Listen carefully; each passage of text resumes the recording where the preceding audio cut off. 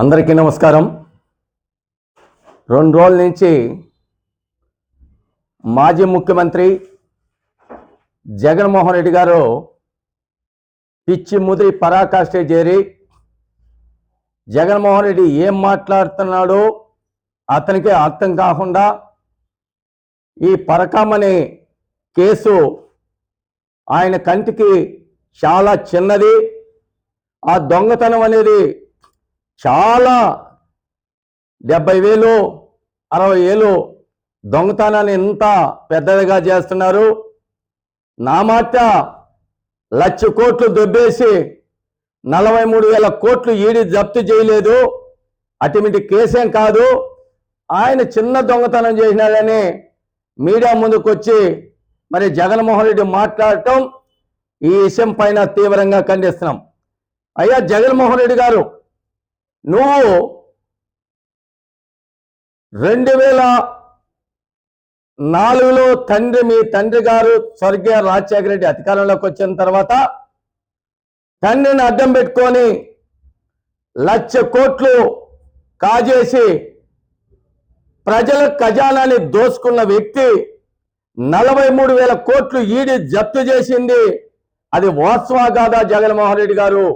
ఆ విధంగా ఎవరైతే ఈ పరకామణిలో పాల్గొన్న వ్యక్తి, దాని దోపిడీ చేసిన వ్యక్తి చాలా చిన్నదిగా నీ కంటికి కనపడచ్చు. ఒక దేవుని సొమ్ము, ఒక దేవస్థానానికి సంబంధించిన ఏడుగొండల వెంకటేశ్వర స్వామి ఎవరైనా రూపాయి ముట్టుకోవాలన్నా కూడా భయపడతారు. దేవుని సొమ్ముని మరి ఆ విధంగా లూటీ చేసింది కాకుండా మీ గవర్నమెంట్లో నీ నాయకత్వంలో ఆ విధంగా జరగటం ఇది ఆంధ్రప్రదేశ్లకి మరి బాధాకరంగా ఉంది.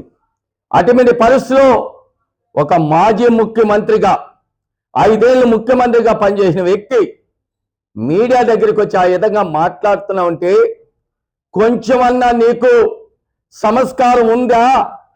నీతి నిజాయితీ ఉందా? అసలు మనిషి అనేవాడైనా మానవత్వం ఉండే మనిషి మాట్లాడతాడని కూడా ఈ విషయం పైన తీవ్రంగా ఖండిస్తున్నాం. జగన్మోహన్ రెడ్డికి ఓడిపోయిన సంక్షోభంలో పిచ్చి ముదిరి పరాకాష్ఠ చేరి ఏ విధంగా మాట్లాడాలా, ఇది మాట్లాడచ్చా, ఇది మాట్లాడకూడదా, వెనక ముందు ఆలోచన చేసి ఎక్కడ కానీ ఆయన మాట్లాడేప్పుడు పరిగిల్లోకి తీసుకోకుండా ఆయన అధికారం కోల్పోయినాడు కాబట్టి ఎప్పుడైనా జైలుకి ఎత్తాలని ఈడీ కేసులు 11 కేసులు మొత్తం 31 కేసులు ఉంటే ఎప్పుడు జైలుకి వెళ్తామనే ఒక ఆందోళనలో ఏం మాట్లాడుతున్నాడు జగన్మోహన్ రెడ్డికి అర్థం కాల. రెండోది, ఇది పక్కన పెడితే ఇది రాష్ట్ర వ్యాప్తంగా వైఎస్ఆర్ గవర్నమెంట్లో భూమా కరుణాకర్ రెడ్డి, ఆయన ఇప్పుడు మాజీ చైర్మన్ టీటీడీ, మాజీ చైర్మన్ సుబ్బారెడ్డి ఆనాటి చైర్మన్గా ఉన్నప్పుడు ఏడుగొండల వెంకటేశ్వర స్వామి నగలు కావచ్చు అనేక రకాలుగా స్టోరీ జరిగి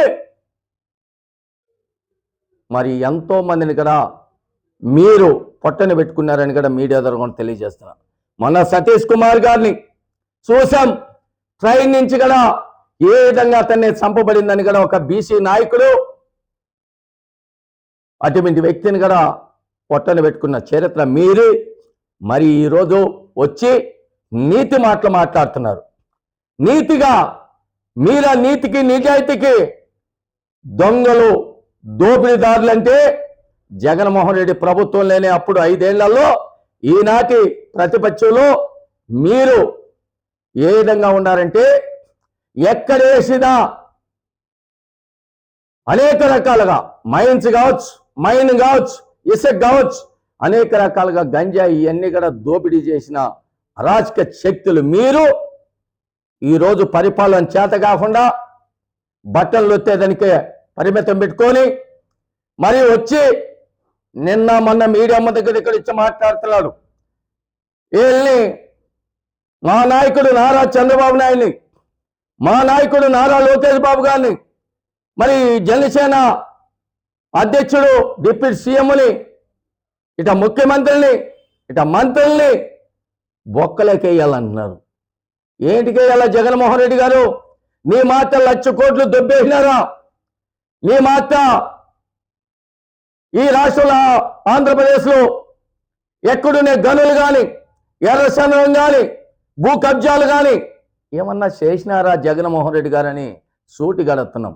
అది జరిగింది, అరెస్ట్ చేయాల్సింది, బొక్కలకేయాల్సింది నిన్ను, నీ అనుచరులైన అప్పుడు మంత్రులుగా పనిచేసిన వాళ్ళని ఇప్పుడు మాజీ మంత్రులుగా కొడాలి నాని పిచ్చోడు కానీ, ఇప్పటికే చెవిరెడ్డి భాస్కర్ రెడ్డి కానీ, ఇంకా చాలామంది ఇప్పటికే అనేక మందిని ఈరోజు అనబరిస్తున్నారు. మరి జోగి రమేష్ ఎగిరెగిరి దూకిన వాళ్ళు ఏమంటివి రాష్ట్రంలో బస్సులు ఎక్కడ తిరగడానికైనా ఉచితంగా ప్రయాణం అని చెప్పారు.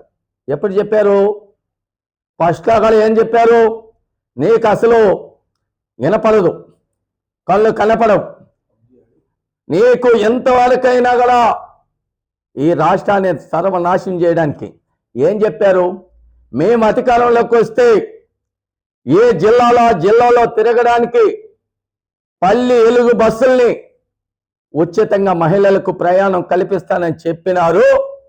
తర్వాత నీతికి నిజాయితీకి మారుపేరుగా కూటమి ప్రభుత్వం, గౌరవనీయులు ఆంధ్రప్రదేశ్ ముఖ్యమంత్రి, మన ఆంధ్ర ముఖ్యమంత్రి నారా చంద్రబాబు నాయుడు గారు, ఉప ముఖ్యమంత్రి పవన్ కళ్యాణ్ కానీ, అదేవిధంగా బీజేపీ కానీ, ఇట యువగలం వ్యవస్థాపకుడు నారా లోకేష్ బాబు అందరూ ఆలోచన చేసి జిల్లాలో కాదు రాష్ట్రంలో ఏడ తిరిగినా కొన్ని బస్సులు మాత్రమే పల్లి ఎలుగు అనేది కాకుండా ఎక్స్ప్రెస్ బస్సుల్లో కూడా అవకాశం కల్పించిన ఏకైక ప్రభుత్వం కూటమి ప్రభుత్వం నారా చంద్రబాబు నాయుడు. ఇది మర్చిపోతున్నావు జగన్మోహన్ రెడ్డి గారు.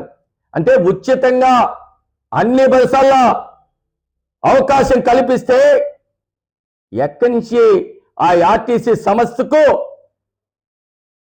ఆ ఎంప్లాయీస్ కి జీతాల నుంచి ఎక్కడ తెచ్చిస్తాం? ఆ బస్సుల్ని ఎలా కొనుగోలు చేయగలుగుతాం? అన్ని ఫ్రీ అంటే ఏ విధంగా ఆర్టీసీ సంస్థని కాపాడుతామని కలిసి జగన్మోహన్ రెడ్డిని సూటిగా అడుగుతున్నా. నీకంటే రాజకీయం అనుభవం లేదు, నీకంటే ముందు చూపు లేదు, పరిపాలన చేత కాదు, అభివృద్ధి అనేది తెలియదు, ఇట పరిశ్రమలు తేవాలని తెలియదు. నీకు ఒక్కటే తెలుసు, కట్టిన భవనాలు కూల్చడం, ఈ రాష్ట్రాన్ని సర్వనాశనం చేయడం, ఆఖరికి రైతులను కూడా వదిలిపెట్టకుండా మా తాతల ముత్తాతల భూములు కూడా నీ ఫోటో పెట్టుకొని భూములన్నీ కూడా కాజేయాలని చూశావు జగన్మోహన్ రెడ్డి. ఆ విధంగా కూటమి ప్రభుత్వంలో జరగదు. నారా చంద్రబాబు నాయుడు సారథ్యంలో అటువంటి అరాచకాలు, అవినీతిని ఎక్కడా కానీ జరగదు. ఒక్కటి, వ్యవస్థలు బాగుండాలా, ప్రజలు బాగుండాలా, అన్ని బాగుండాలా. ఈ రాష్ట్రం బ్రహ్మాండంగా అన్ని రాష్ట్రాలలో కూడా 29 రాష్ట్రాలలో నెంబర్ 1 రాష్ట్రంగా ఆంధ్రప్రదేశ్ ఉండాలనే ఆలోచనతో ఈరోజు పరిపాలన చేస్తున్నారు. ఏం చేయలేదు జగన్మోహన్ రెడ్డి, నేను చూడగలుగుతున్నా. నువ్వు నవరత్నాలని చెప్పేవే, ఏ రత్నం అన్న ఒక్క రత్నం చూపి. సూపర్ 6 అన్నాం, సూపర్ హిట్ అయింది. మొట్టమొదటిగా ఏం చెప్పాం? నీ మాట దప్పం మలవా దిప్పలని చెప్పి మాట దప్పావు, మలవా దిప్పావు, మనిషి గిరగిరి తిరిగావు. ఏం చెప్పావు? 2019 ముందుగలు నేను అధికారంలోకి వస్తే 3,000 పెన్షన్ని వస్తుని వెంటనే ఇస్తానని చెప్పి మాట తప్పి దాదాపు 5 ఏళ్లలో 250 పెంచుకొని పోయి ఆ పెన్షన్ ఇచ్చేదానికే నీకు 5 ఏళ్ళు సరిపోయిందని కూడా జగన్మోహన్ రెడ్డిని అడుగుతున్నా. ఈరోజు 2024లో మేము అధికారంలోకి వస్తే ఖచ్చితంగా ప్రతి అవ్వకు, ప్రతి తాతకు నా 3,000 పెన్షన్ని 4,000 చేస్తానని చెప్పి మాట ఇచ్చి మాట మీద నిలబెట్టుకున్న ఏకైక ముఖ్యమంత్రి నారా చంద్రబాబు నాయుడు.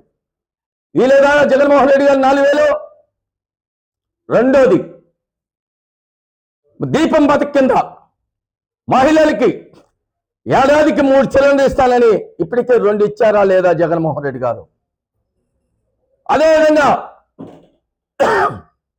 తల్లికి వందనం, నీ మాట అమ్మఒడి అందరికి ఇస్తానని చెప్పి ఆఖరికి ఒకే పిల్లవాడికి ఇచ్చి మోసం చేశావు.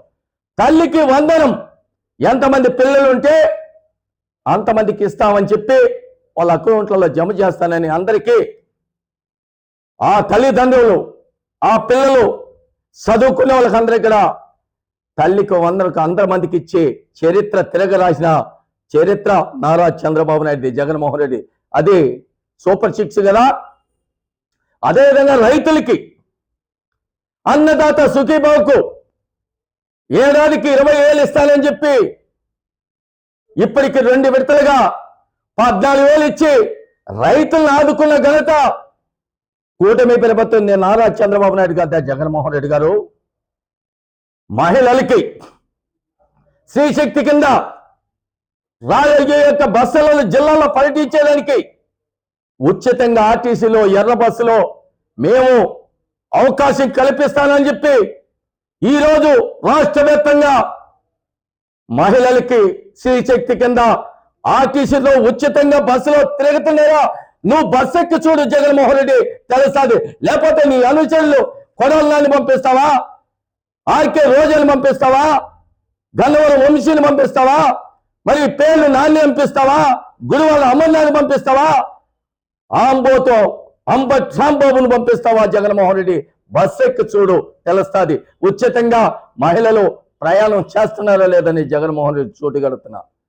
తిరిగి లోకేష్ బాబు మా నాయకుడు, యువగలం వ్యవస్థాపకుడు, యువగలంలో నిరుద్యోగులకి ఉద్యోగాలు కల్పిస్తానని మరి డిఎస్సి కింద 16,000 ఉద్యోగాలు టీచర్ పోస్టులు భర్తీ చేసిన చరిత్ర కూటమి ప్రభుత్వంది, నారా లోకేష్ బాబుది, నారా చంద్రబాబు నాయుడు అని జగన్మోహన్ రెడ్డి గుర్తుపెట్టుకొని పోయి టీచర్లు అడుగు.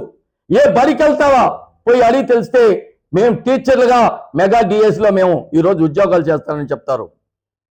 మరి అదేవిధంగా నిరుద్యోగులకి ఇప్పటికి 5 లక్షల ఉద్యోగాలు కల్పించి ఎంతో మందిని ఆదుకొని విదేశాల నుంచి పెట్టుబడులు తెచ్చి గూగుల్ సంస్థను తెచ్చి ఈరోజు అమరావతిని పోలవరాన్ని పరుగులు పెట్టిస్తా అభివృద్ధిని పరుగులు పెట్టిస్తుంటే చూసి ఓర్చలేకుండా మన భవిష్యత్తు లేదు, మన పార్టీ ఉనికి ఉండదు అని అడ్డగోలుగా ఈరోజు తప్పుడు ప్రచారాలు చేస్తూ ప్రజలు నమ్మించాలంటే నీ నమ్మకాన్ని ఎవరు ఈరోజు నమ్మే పరిస్థితి లేదు. నిన్ను ఇప్పటికే ప్రజలంతా అక్కడ చీకొట్టారు. 11 సీట్లు మాత్రమే పరిమితం చేశారు. ఎందుకంటే శవ రాజకీయాలు చేయాలంటే నీకే తగుదు.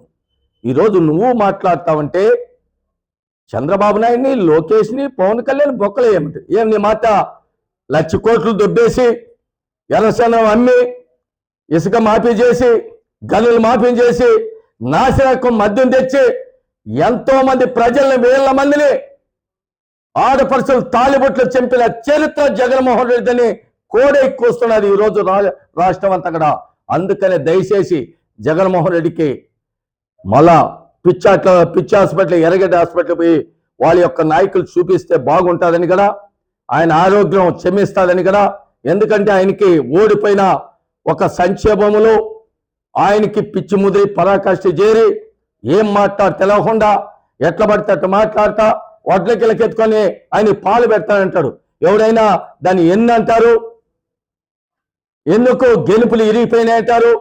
అంతేగాని జగన్మోహన్ రెడ్డి ఎప్పుడైనా ఎన్నుకు పాలు పెడతారు? ఎవరైనా మడి అయి పంట పడిపోయింది, గెలుపులు ఇరిగిపోయినాయి, పంట కింద పడింది, ఎన్ను ఎండిపోతున్నది, ఎండిపోయిన ఎన్నుకు పాలు పెడితే ఎక్కుతాదా జగన్మోహన్ రెడ్డి అని కూడా తెలియజేస్తే ఆయనకి రాజకీయాల అనుభవం లేదు, రైతాంగం గురించి తెలియదు, కార్మికుల గురించి తెలియదు, విద్యార్థుల గురించి తెలియదు, నిరుద్యోగుల గురించి తెలియదు, మహిళల గురించి తెలియదు, రైతు పక్షాన ద్రోహి, ఇవన్నీ తెలియదు. కాబట్టి జగన్మోహన్ రెడ్డికి ఇప్పటికి కూడా మేము ఏమంటున్నామంటే ఇప్పటికన్నా ఒక ప్రతిపక్ష నాయకుడిగా ప్రజలకు ఏం కావాలో అడుగు, సలహాలు సూచనలు డిమాండ్ చేయి, తప్పులేదు. కానీ లేనిది ఉన్నట్టుగా, ఉన్నింది లేనట్టుగా ఇంకా చెప్తే ఎవరు నమ్మేలేదు.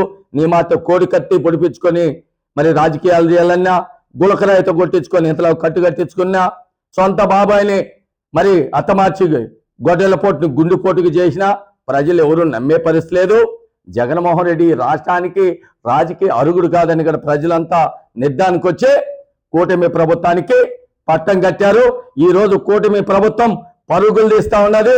రాబోయే 2029 కూడా ఘన విజయంతో ఈ రాష్ట్రానికి తిరిగి నారా చంద్రబాబు నాయుడు ముఖ్యమంత్రి అవుతారని కూడా ప్రజలంతా కూడా ఆశిస్తున్నారు, ఆశీర్వాదం ఇస్తున్నారని మీడియా ద్వారా తెలియజేస్తున్నారు.